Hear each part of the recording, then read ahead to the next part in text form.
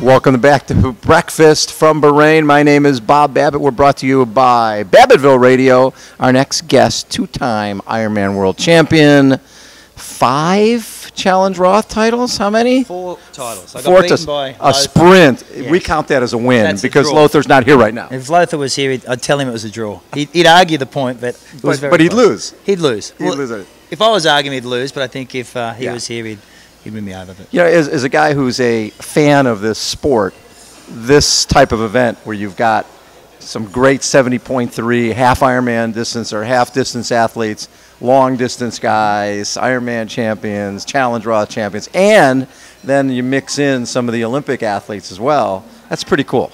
I think that's the exciting thing about this race for me. You've got guys you've seen on the circuit all year, but we've never seen a lot of the Olympic distance athletes coming up from the ITU and racing this distance as much. And you've seen that in the women with Jodie Stimpson. You got Timmy Don, who's coming across. Well, he was third at 70.3 worlds this year. But you know, this is an end of season race. It's extended the season for a lot of people, but you know, you're looking at the start list like I am. It's got every name on it you can possibly imagine, and on a course that's going to be very, very challenging. A lot of people are saying this will be quick, but the wind's up. It's relatively bumpy. I've had a look at it. You go over these long bridges, and it's going to be tough. We'll see who's fresh at this time of year because there's a lot at stake. People always talk about before a first-time event, it's fast and flat, and it's just going to be a pack fest. But a lot of times these type of races are ones that break people apart because you have to pedal every single second. Yeah, and you're using the same muscle group, but it's quite unique this race because in the pro field they've brought in the 20-metre rule, which is,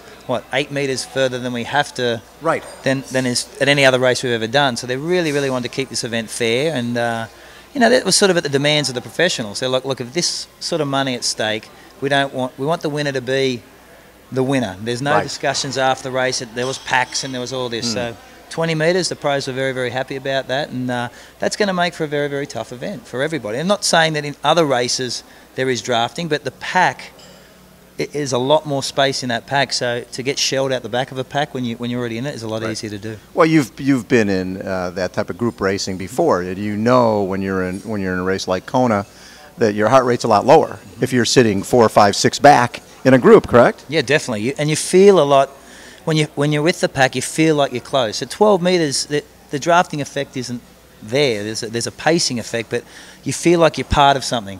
You know, when you start to drop 20 metres back, when you've been dropped from a pack, and I have been dropped from packs, it's about that 20-metre mark where you feel like the elastic band's broken, and that's sort of the mark where we're setting this week at 20 metres apart, 35 seconds to pass. It's going to be the game changer of this race, I think, for the bikers. The other side of this is it's sort of a little bit of an exhibition, too. It's like an end-of-the-season exhibition that we see in other sports because some people are coming after winning Kona or after winning 70.3, and then they're coming here. It's like, it's end of the season. It's my last race. You've been in that position before, right, where it's like, oh, my God, just one more race. When you get into it and other people that are racing, and there's it's $100,000 for first, and it's a $500,000 prize purse. How do you address this type of race when you're the guy who feels like my season's pretty much over and I'm just trying to do one more race? Well, it's an exhibition race with the biggest prize purse over that half distance, so it's an exhibition race with purpose. And of course, a lot of people are coming off Kona. There's a lot of athletes here who didn't do Kona. That's true. You know, and they're the ones you tend to look at. There's also the ones that you haven't seen heavily on the circuit this year. They've been injured early in the year, so they can look at this as the beginning of the season. So it's quite a unique mix because we've never seen a race of this magnitude in December, ever, in the history of the sport. And I think that says a lot about Bahrain and what His Highness Sheikh Nasser is thinking about the sport, about changing it, about making, starting a new beginning. And Bahrain, I think December 6th is a date we're going to talk about for a long time. I've spent a lot of time up here in Bahrain over the last 8 or 9 months while we've been planning this event. A lot of time with His Highness Sheikh Nasser, and he has some grand visions for this sport. And it's it's going to start here on the weekend. So to the guys out there racing and the girls, it's going to be quite a monumental part in triathlon history, and we're both triathlon historians. If everything His Highness is saying does come to fruition, it's going to be one you want to have on your resume because this is the beginning of huge change. Talk a little bit about the Sheikh because we've seen people get into the sport before. We've seen everything from Foxcatcher to Jay David to Try Dubai. People come in and they leave. Right? They invest for the short term and then they leave. What makes the Sheik and his investment different? I think what I identified with him early is that he's an endurance person. A lot of these people, like the Tri Dubai team that came before and the Abu Dhabi team, they sort of bought a concept, but they weren't really engaged in it. They never participated in it. They liked the idea. They were sold an idea of triathlon, and that's cool. And when they got bored of it, they let it go. Where His Highness is actually an endurance racer. He's a world champion in endurance horse racing. He's run marathons. He's now engaged in triathlon. He's young. He wants to look good. He's been inspired like the sport in the same way we were. So I think you've got a person with the capital and the influence within a region of the world to bring in monumental change to our sport, because it doesn't take a lot to do that for people like you. When you think golf, tennis, the other stuff. And capital's one thing, financial capital. It's the emotional capital that makes a big difference when someone like this is invested personally. I mean, he's trying to go to the Ironman World Championship. That's a goal down the line. Well, yeah, that is his vision. He wants to go to Ironman World Championship. He's just as driven as we are. I sit there with His Highness, I talk about what nutrition you should have, what's a quicker helmet. You know, he is a triathlete at heart. He's an endurance racer at heart. He came out of this endurance horse racing. He still does it. He raced the World Championships this year.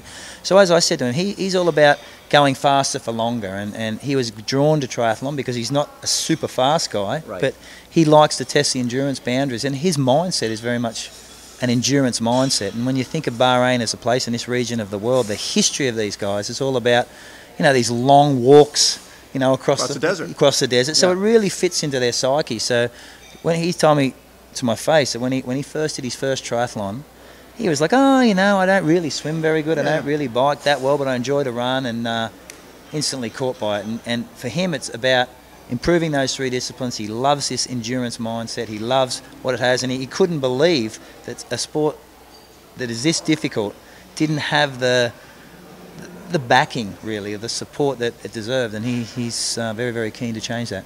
When I look at the field, and you mentioned some people who've been injured, a Michael Raylert, who has spent the last couple of years injured, and he's been on a roll. He's won like what, three or four last 3 70.3s and 3 out of 4, and is going what, 335, 340. I mean, the guy is killing it.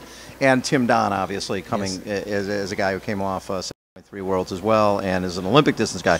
Would those be the two guys that you look at? They're the two guys I do look at. Yeah. When I was talking about the injured one, it was Michael Raylert. Yes. He's come to. We know how good he is. He's got 2 world titles in the past. He's had injury issues over the last few years, but when he is fit and on, he is fit and on. And his race 2 weeks ago in Mandurah was just over that course was incredible. Yeah. And he seems very, very motivated to win here. Timmy Don, you've got to dislodge, because I think Tim's a faster runner than Michael, personally. Right. He's a ITU world champion, so I'm looking at him. You can't, you know, I look at Sebastian Kienle, he's the Ironman world champion. How motivated is he post-Ironman? If he is motivated. And you know that victory lap that comes along with winning. It's like, oh, how many more chicken dinners this week? Well, exactly, without question. You deserve every one of them. And I would, if I was Sebastian, and I think... I would have eaten those chicken dinners. You don't win. It's a life-changing experience winning Kona, and you know, you come here and you go through the motions, but are you the same athlete you were 10 weeks ago? Right. Who knows? I think Dirk Bockel's another one. He was injured in Kona. He didn't race it this year, so he really reset his goals for something at the end of the season, because you want to finish the year on a high, and if you haven't had that big monumental race within the year, you tend to shift focus, and they're the guys on the men's side. On the women's side, I'm looking at the ITU girls. I think Jodie Stimpson is very, very good. Lisa Norden, we haven't seen much of, but I'll be looking at her, and you know, of course, you know, Joyce and Caroline. Now you're coaching Caroline, Steffen, right? Yeah. Now, what have you seen from Caroline? I'm sure she wasn't happy with Kona. Was she fifth? She got fifth in Kona. She likes to win. Yes. So how do you deal with that? She has an event at the end of the year. It's not what she wanted. You want to gear her up to do well here, but also to enjoy her off season and think about next year. Well, she came off Kona. She was bitterly disappointed, and we talked about it. I was saying, look, let's take some downtime, reassess, and go again. She said, look, Chris, I've got so much form. I feel so good, and I feel like I didn't race my race in Kona. I've got so much more to give. Can we go towards Bahrain? I said, I'm going anyway. I said, well, look, take some downtime and let's race these next few races. She went to Noosa in Australia, and then she went to Mandurah and finished second.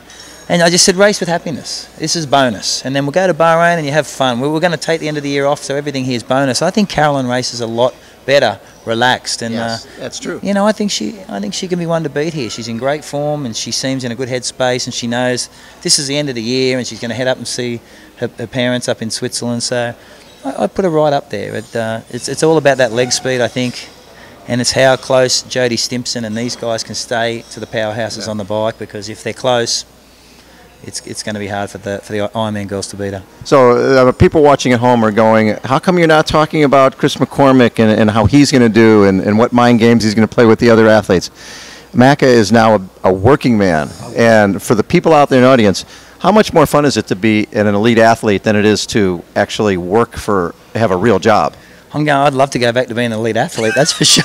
It's hard, right? Oh man, this working is really, really difficult. I was always the elite athlete complaining about being an elite athlete, and I had no right to do that, because being a corporate guy and working and having to be in an office and having to do certain things. And a family. And trying to juggle training, which I juggle. I don't actually do it. I actually juggle it. I get a better appreciation for age group athletes, because, as I've said to you many times, I was the pro athlete that would sit in a room full of age groupers and talk to you all about time management and what you need to do. And as a pro athlete, you have no right to talk about time management, because you've got all the time in the world.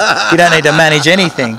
So, but I'm enjoying it. For this race this week, I'm going to be behind the camera, so they're asking my opinions for the race, and which will be spectacular. I'm looking forward to that. I hope I don't get stage fright. It's the first time I've actually had to talk about it. You will never get stage fright. So today you guys had a pro meeting, right? Mm-hmm. And you've been in a million of these, going back 20-some years. Was there anything different from the discussion that you hadn't heard 20 years ago with pros talking about, we're not getting the support of the age, we're not getting support of the race directors, and people need to pay us more, etc.? That was the same discussion I had 20 years ago. I think, I really wanted to initiate a discussion that was productive. I think in years past it becomes a bitch session. It just becomes a bitch session. I'll say, look, let's take minutes, let's get productive. You've got an organisation who is keen to implement change, right, but it has to be led by you guys, because I don't want to walk away from this meeting today and now we've got social media, we're going to bitch on social media that we need to do this and we need to do that. Let's voice our concerns, voice what they are, and start to implement change where we can. And not everything can change, but at least you've got an open ear here that are prepared to do those changes. And they've been asking me, as a former professional athlete, what I think and one of the most successful, not just as an athlete, but as an endorsed athlete, and somebody who built a name for himself and built a huge following as an athlete. Yeah, well, I did that, but I sort of said that with the guys today. I said, look, you're waiting for the sport to do something for you. It's a job. It's a job. Take the sport. Take how cool it is. Take some of the most influential people on earth do our sport. And a lot of the athletes, I heard it today, and I brought it up. I said, you guys are waiting for WTC or Challenge to say, you need to give me more TV because I can't do anything unless you give me more TV. Or you need to do more this for me because I can't do anything unless you do that. And I'm like, well, how many of you walked into an office and talked about, you sell the passion? I sold to a football company. This company, they knew nothing about triathlon. Right. I walked into the office and I said, hey, here's a sport. This is what it's about. This is how fast it's growing. This is how it inspires people. People tattoo logos on their legs. It changes lives. It changes lives, and that's what you sell. And ultimately, when you start to bring in big new corporations to the sport and new ways of thinking, and the athletes lead that, I think that professional discussion will start to be led by the professionals themselves, and they won't feel like they rely on the organisations to help them be pro. They'll define their future. So will we see, I know now with running Tanya Puta, and I'm sure that's a full-time gig, will you be back racing again? And if you are, is pro career over? Is it just as an age group at this point? We'll 100% be racing as an age group, but I'd like to do a couple more years. This year was a write-off. I took a position in Thailand on a major resort, and I thought it'd be a slam dunk. I underestimated, as I said before, how difficult corporate life was. I thought this would be easy. Boom, plug this person in here, do this, and in years past, I was always selling.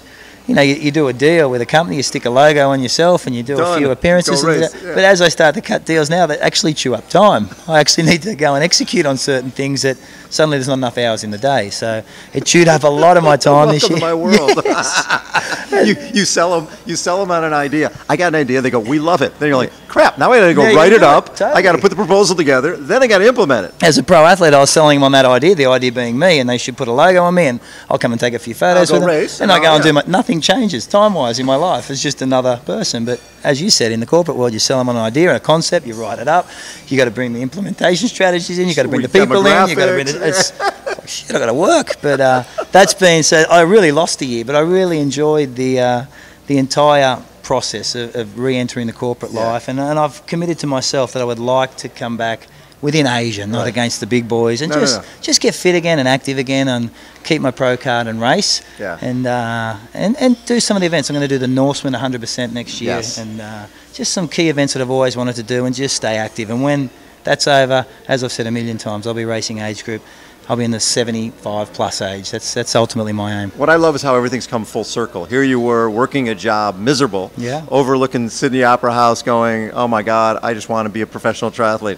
And now, how many years later, you're like working a real job, but it's around triathlon. Yes, you're still able to, and you've taken that love of the sport and built an occupation, built a career, and built a history, and now you can use that to take that to business. Yeah, I've enjoyed staying in it, and I've been very, very fortunate that Tanya Pura has given me that opportunity, and then working with Challenge and building events like this is given, because as you know, I live for this sport. I live for the guys that came before me. I live for the modern guys sitting at lunch just then with the Fredinos and the Keenleys and the Jacobs, and just talking.